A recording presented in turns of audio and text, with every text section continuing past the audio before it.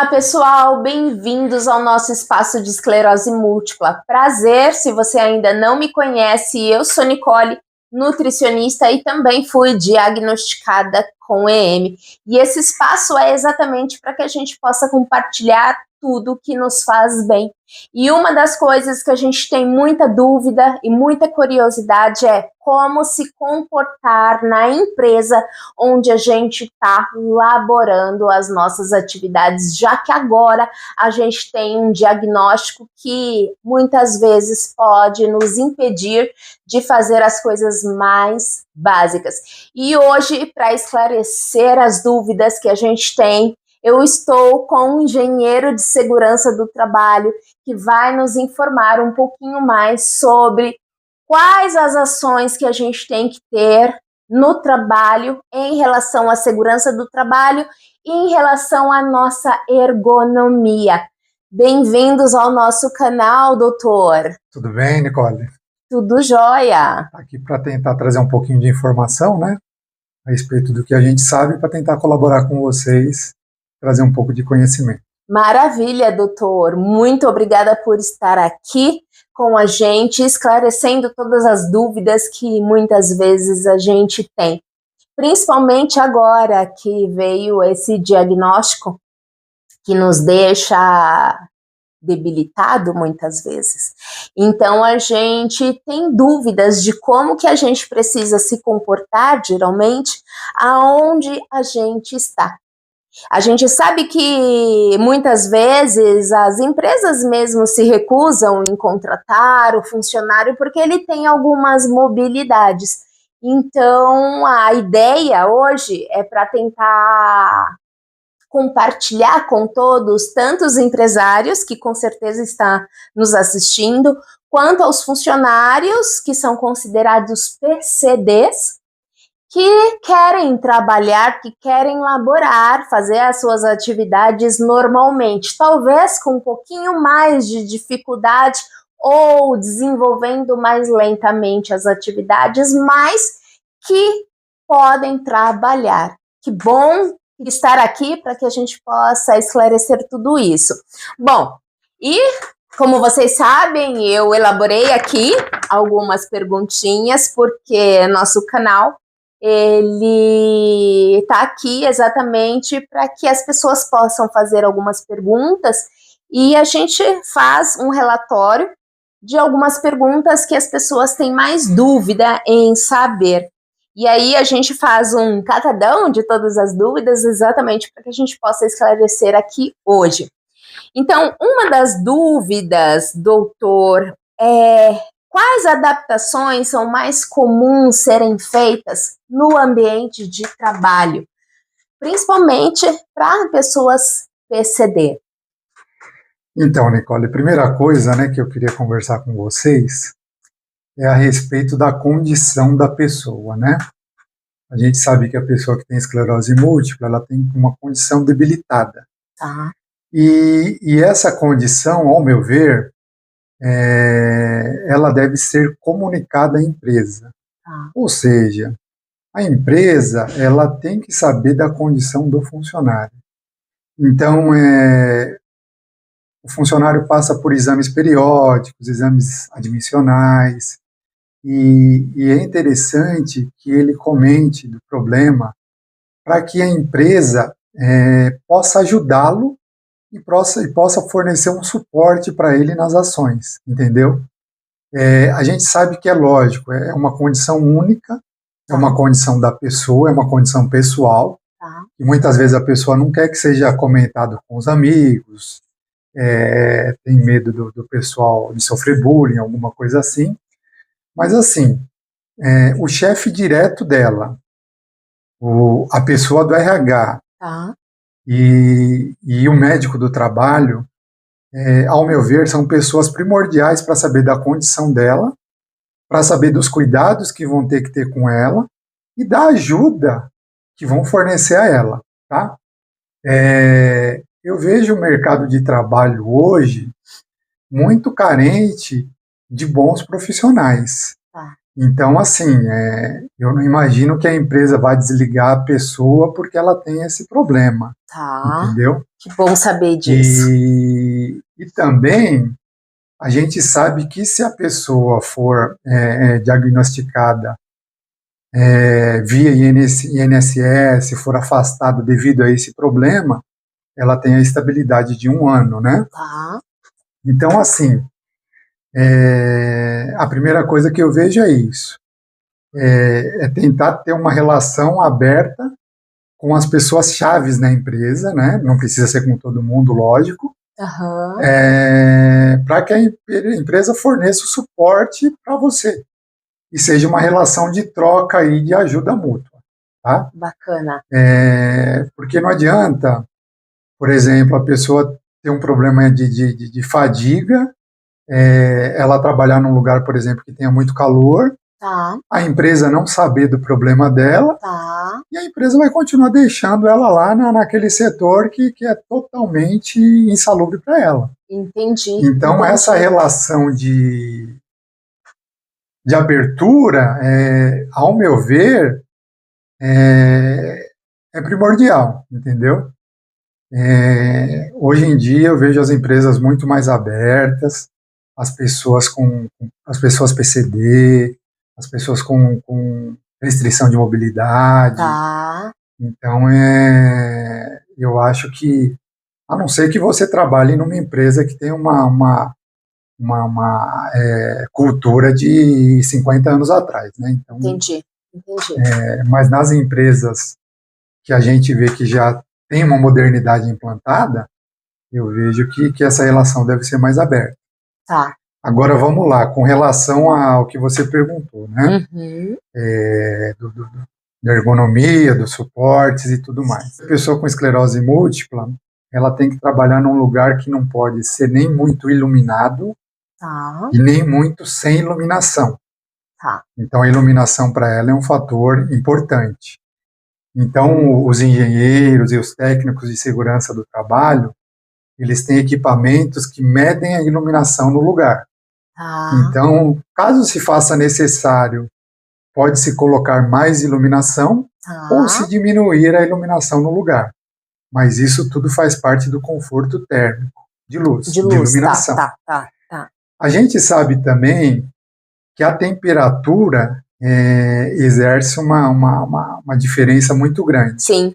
O nosso desconforto. As normas falam que a temperatura ideal para trabalho gira em torno de 23 graus.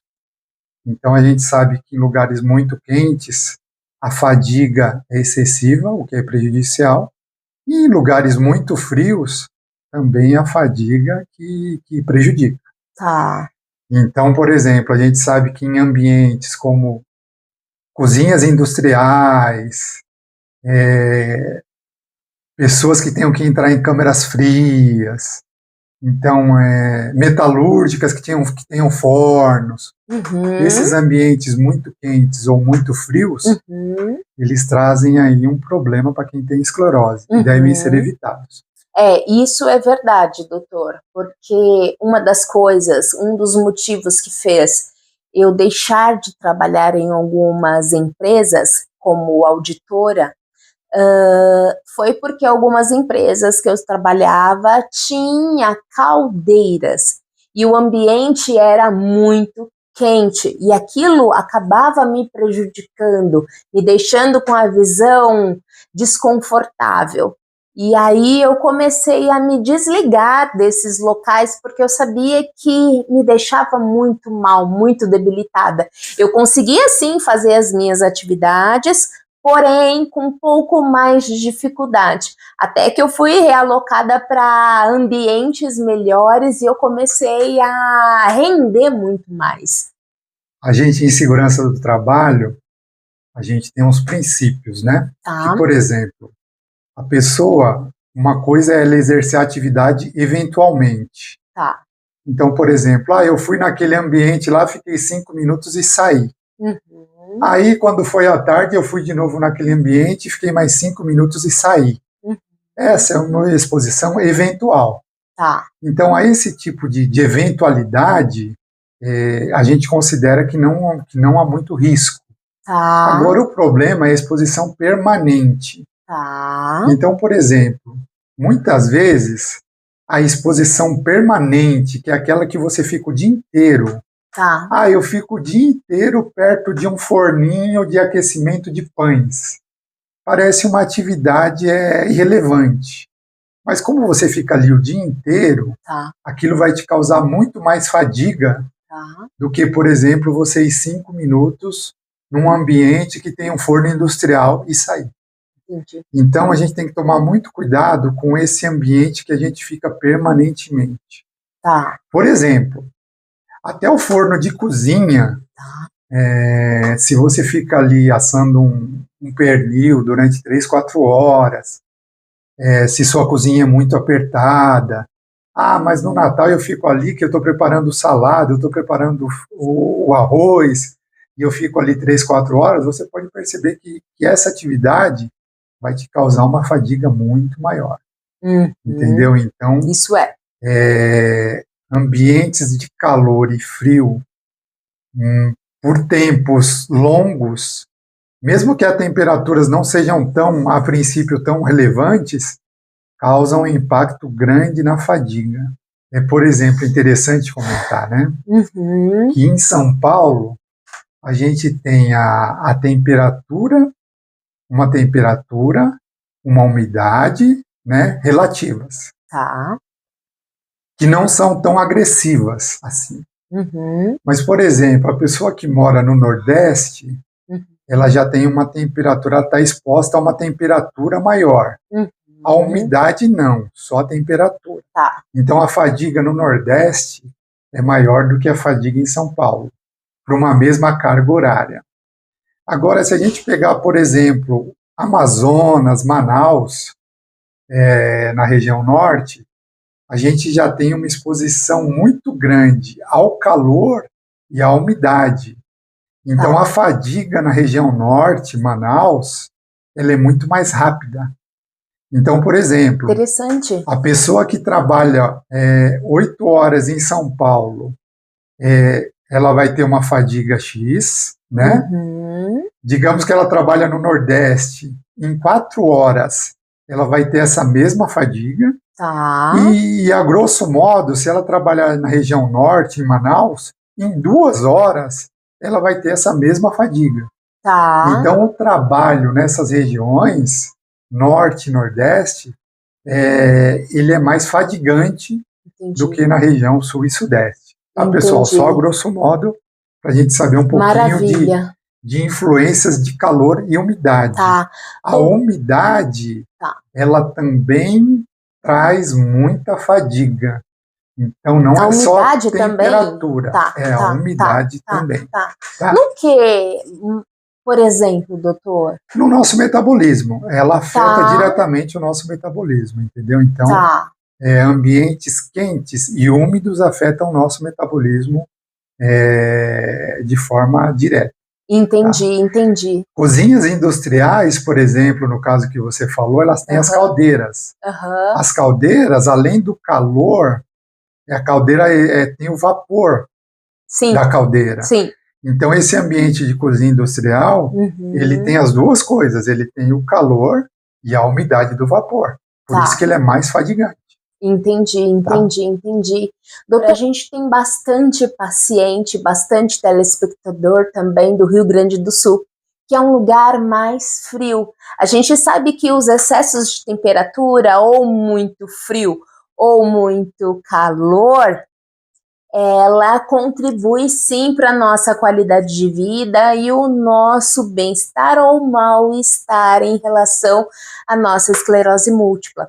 E quem mora em lugares assim que pra gente é um pouquinho mais fresco, é um pouquinho melhor, existe um problema agravante nisso, quem mora no Rio Grande do Sul?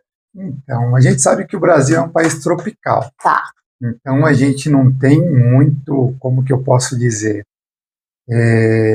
temperaturas frias extremas, né? Tá. Então, a gente sabe que a norma prevê que aqui em São Paulo, temperaturas abaixo de 10 graus são considerados ambientes frios. Tá.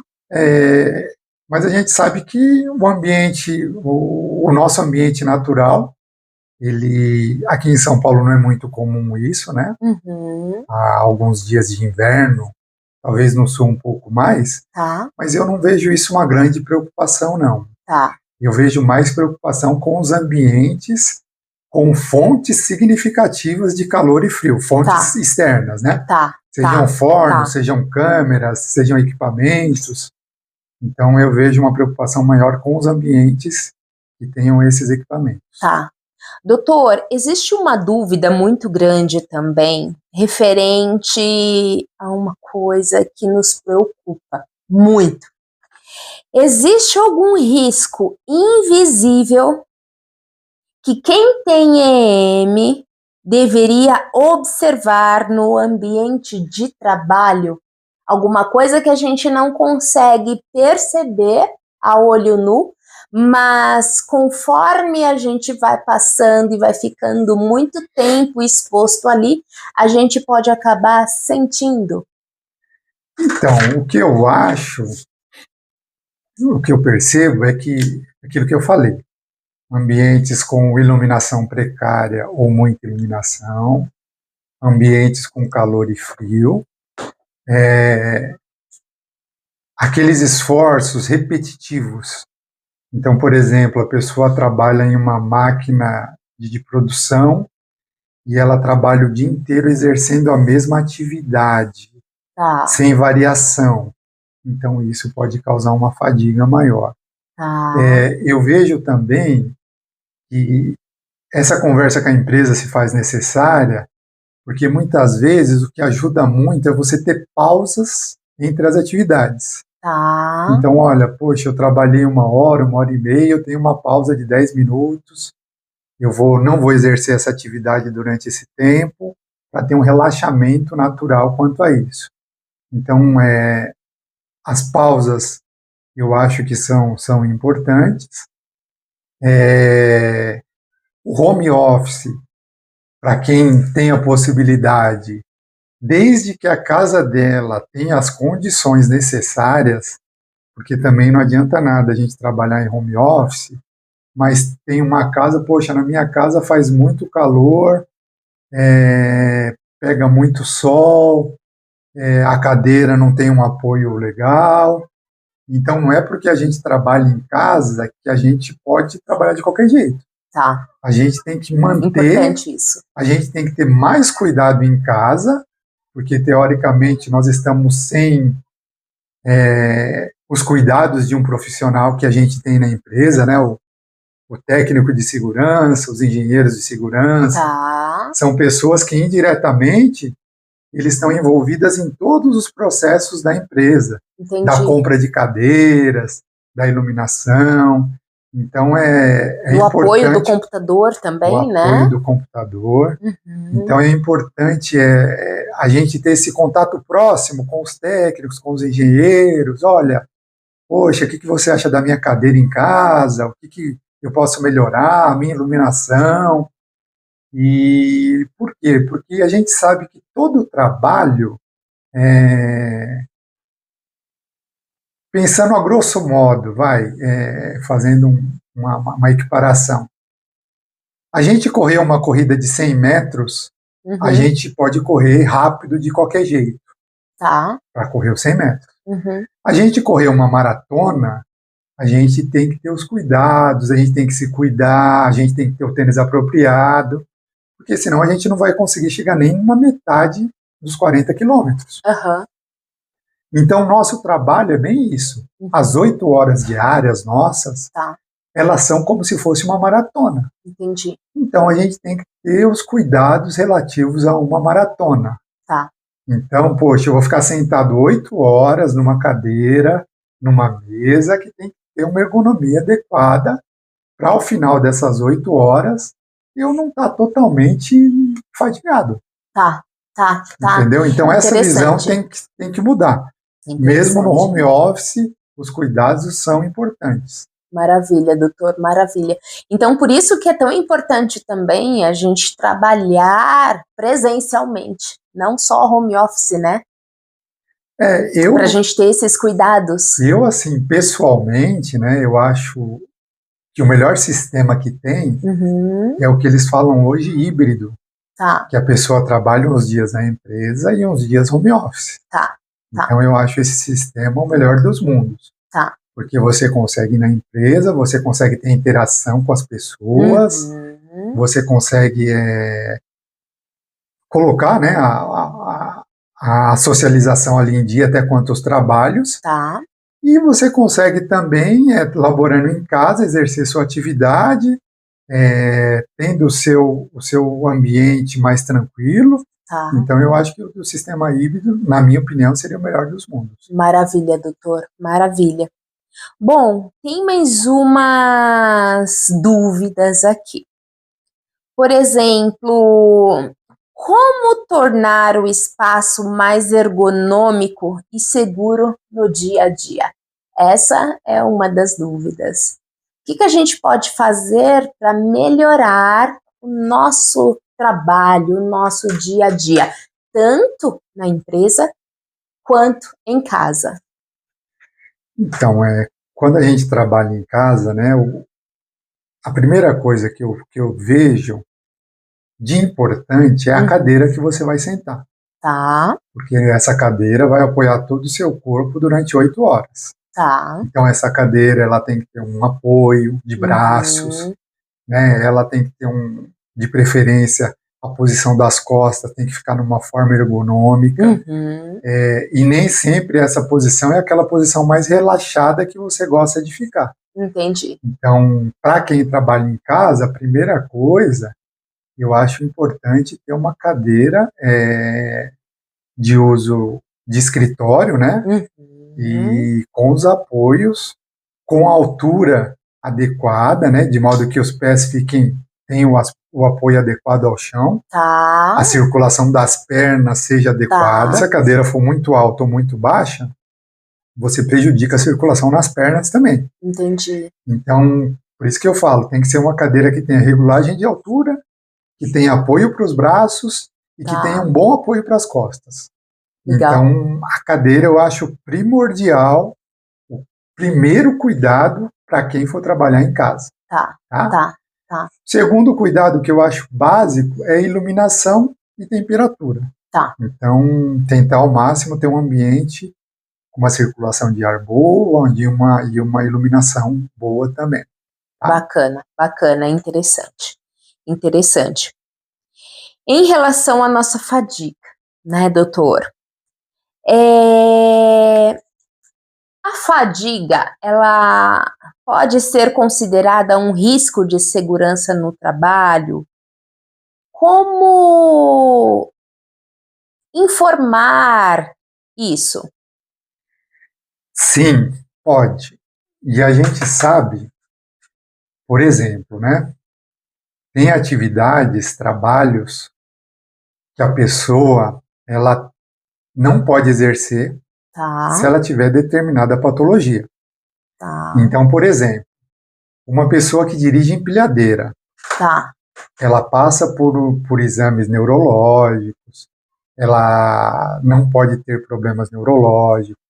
A gente sabe que pessoas que vão trabalhar em altura, as pessoas não podem ter pressão alta, não podem ter labirintite, passam por exames periódicos e neurológicos, que é justamente isso, são ambientes que se a pessoa sofrer um mal súbito, ela pode vir a morrer, ela pode vir a óbito. Entendi. Então, a causa de fadiga e a fadiga excessiva, ela tem que ser tratada com muito cuidado. Por isso que eu falo que a empresa tem que saber da condição do funcionário. O funcionário que ele trabalha, por exemplo, em cima de andaimes, o funcionário que trabalha carregando peso e tem esclerose múltipla, ele tem que ter muito cuidado, porque a fadiga e a fadiga excessiva pode trazer algum problema gravíssimo para ele. Então, tem certas atividades que, ao meu ver, a pessoa não vai poder exercer. Tá, Ela entendi. está proibida de exercer essas atividades. Entendi. Exatamente por conta da condição Por causa física da que ela condição. tem. Por isso que é importante, eu volto a dizer, essa comunicação dela direta com o médico do trabalho, com o técnico, com o engenheiro de segurança do trabalho, para que ela seja esclarecido para ela, né, e seja visto os riscos que são envolvidos nas atividades dela. Então, por exemplo, o engenheiro, o técnico de segurança, quando eles vê a função da pessoa, a gente tem uma metodologia que chama análise preliminar de riscos. Tá. Então, a gente analisa e vê e imagina todas as situações que a pessoa pode passar naquela atividade e os riscos envolvidos nisso.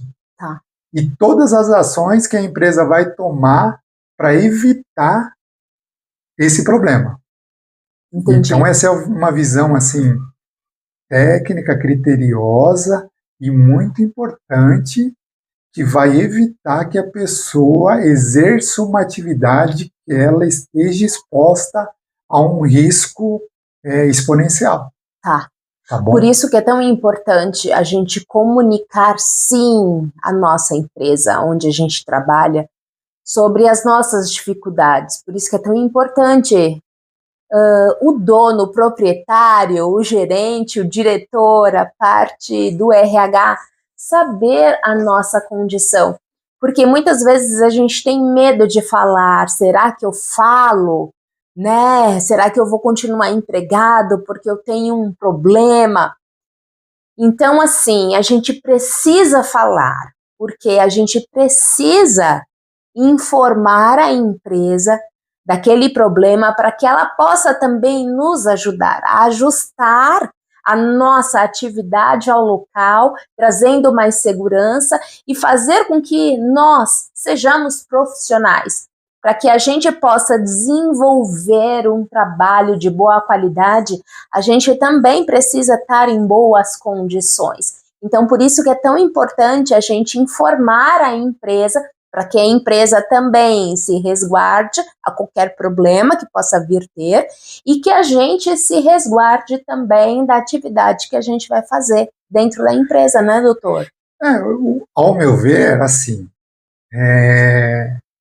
a empresa, Tá. mais cedo ou mais tarde, ela vai saber da sua condição.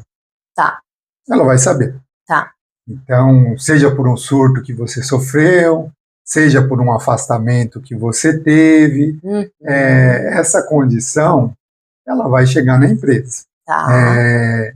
O grande problema que eu vejo, ao meu ver, é assim, é você esconder essa condição da empresa, Tá. e de repente você ter uma atividade que te expõe a riscos, Tá. e você, de repente, sofrer um acidente ou alguma coisa devido a ter tido um surto e ninguém sabia dessa sua condição. Entendi. Então, essa é a minha preocupação maior. Entendeu? Entendi. Agora, a gente sabe que, por exemplo, há empresas e empresas, né? A gente sabe disso. Então, poxa, se eu trabalho numa empresa que eu percebi que a minha empresa tem uma cultura retrógrada, e aí fica ao seu critério, né? Essa informação, lógico. Agora, ao meu ver, hoje em dia, 80%, 90% das empresas valorizam as pessoas que trabalham direito, né? E dão suporte a essas pessoas, até porque a contratação de funcionário está muito difícil, entendeu?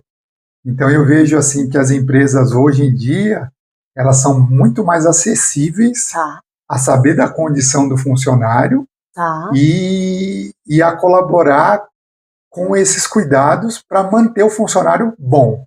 Legal. Então, ao meu ver, é isso. Que bom, mas assim, é lógico que cada um sabe da sua condição, cada um sabe a cultura da empresa que trabalha, e fica a critério de vocês, né? Lógico, pessoal, é uma coisa muito pessoal isso, fica a critério da pessoa falar ou não para a empresa.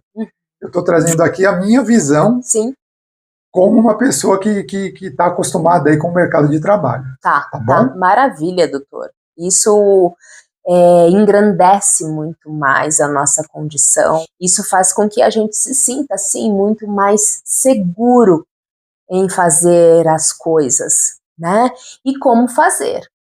E uma das coisas também que a gente faz hoje em dia é trabalhar home office, né? A grande maioria das pessoas estão trabalhando home office, até mesmo porque para elas se sentirem mais confortáveis. Só que a gente sabe que trabalhando home office, a gente também precisa ter uma atenção muito maior. Agora, em relação a trabalhar home office, doutor, o que você percebe que as pessoas erram mais, cometem o maior erro, principalmente na parte de ergonomia e de segurança do trabalho, trabalhando em casa? O que eu acho que as pessoas mais erram trabalhando home office, primeira coisa, é achar que pode trabalhar, por exemplo, em horários diferenciados. Tá. Então, ao meu ver, esse é um dos principais problemas. Não tem a rotina. Não ter a rotina. Então, por exemplo, você mesmo trabalhando em casa, você precisa ter uma rotina de trabalho. O seu corpo, o nosso corpo, ele é movido a rotinas. Tá. Ele tem a hora de acordar, ele tem a hora de se alimentar, ele tem a hora de dormir, e todo o nosso metabolismo funciona de acordo com isso. Tá. O nosso cérebro, ele também funciona de acordo com isso. Tá. Então, por exemplo, se eu tenho uma rotina de trabalhar, olha, eu trabalho das 8 ao meio-dia, paro para almoçar do meio-dia a 1 e volto a trabalhar da 1 às 5. O meu corpo, ele está acostumado com isso. O meu nível de cansaço, de fadiga, ele vai ser, como que eu posso dizer, programado de acordo com isso. Tá. Agora, por exemplo, se eu estou no home office, hoje eu começo a trabalhar 9 horas. Hoje eu começo a trabalhar 10 horas. Hoje eu vou almoçar 3 horas da tarde. Hoje eu vou ficar até meia-noite trabalhando. Não, hoje eu vou ficar até 2 horas da manhã trabalhando. Então, o nosso metabolismo, o nosso sistema, ele não entende essas informações. Então, você vai fadigar muito mais, você vai cansar muito mais, você não vai produzir o que você deveria. E aí esse trabalho home office, ele vai virar uma tortura na sua vida. E a gente, voltando a falar de novo, pensando que tudo é uma maratona na vida da gente, você fazer um dia você consegue, você fazer 2 dias você consegue, mas imagina ao final de 6 meses, como que você vai estar desgastado. Sim. Exercendo uma rotina maluca dessa. Sim. Então, é importante, o que eu vejo muito é isso. É importante você manter a sua rotina e os seus horários, mesmo trabalhando home office. Maravilha, doutor. Muito esclarecedor. Com certeza essa é uma das dúvidas que muitos têm, né? E que a gente precisa de verdade alertar. E lembrando que essas informações não são únicas, exclusivas apenas para quem tem esclerose múltipla. Essa é uma informação que serve para todo mundo com ou sem patologia. Então, essa é uma rotina que deve ser seguida obrigatoriamente para qualquer profissional, né, doutor? Para todo profissional, sem dúvida. Agora, uma outra coisa, doutor.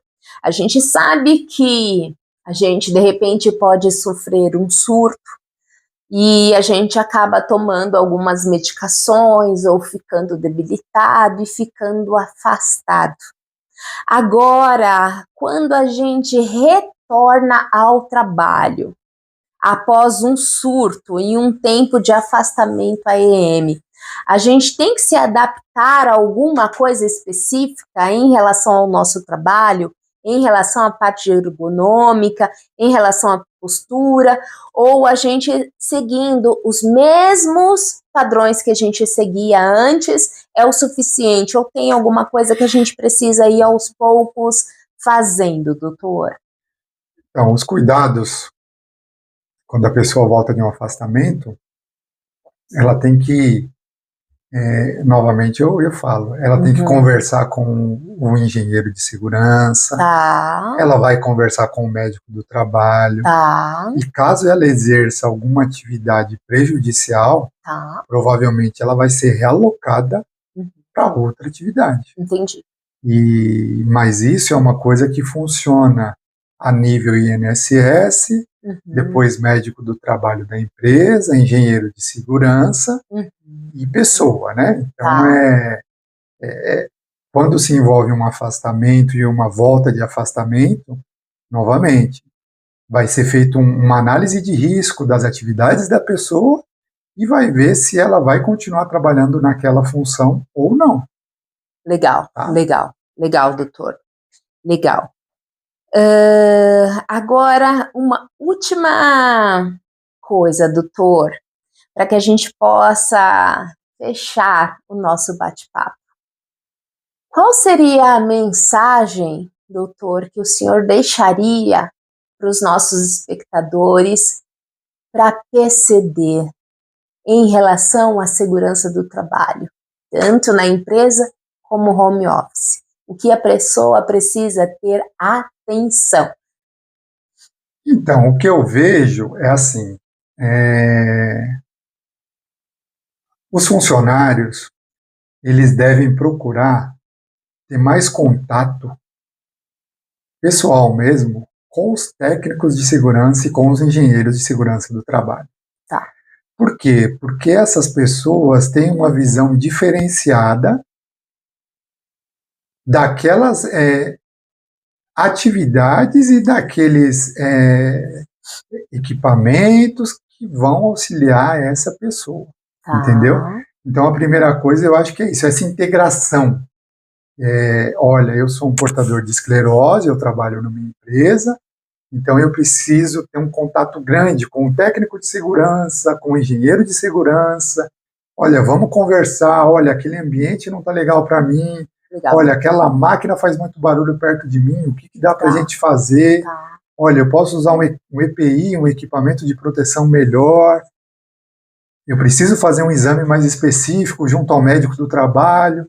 Então, essa proximidade que eu vejo muitas vezes negligenciada, e eu acho muito importante, porque são pessoas que vão te ajudar. Tá? Maravilha, doutor, maravilha.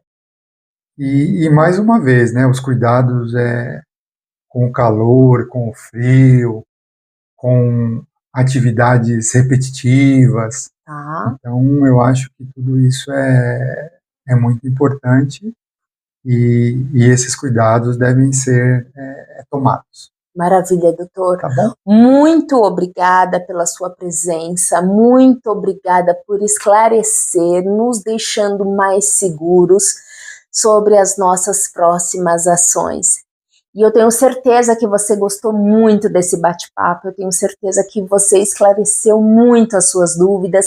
Então eu te peço para que você, se você não for inscrito no canal, que você se inscreva, que você deixa o seu joinha, porque de verdade eu tenho certeza que ajudou muito. E que você também compartilhe, porque da mesma forma que essas informações te ajudaram, eu tenho certeza que pode ajudar muitas outras pessoas também. Então, muito obrigada, doutor, por estar aqui, se disponibilizar e nos ajudar. Obrigado, Nicola, foi um prazer e estou à disposição aí, quando vocês precisarem, a gente está à disposição para colaborar. Muito obrigada. Tá bom? Tchau, pessoal.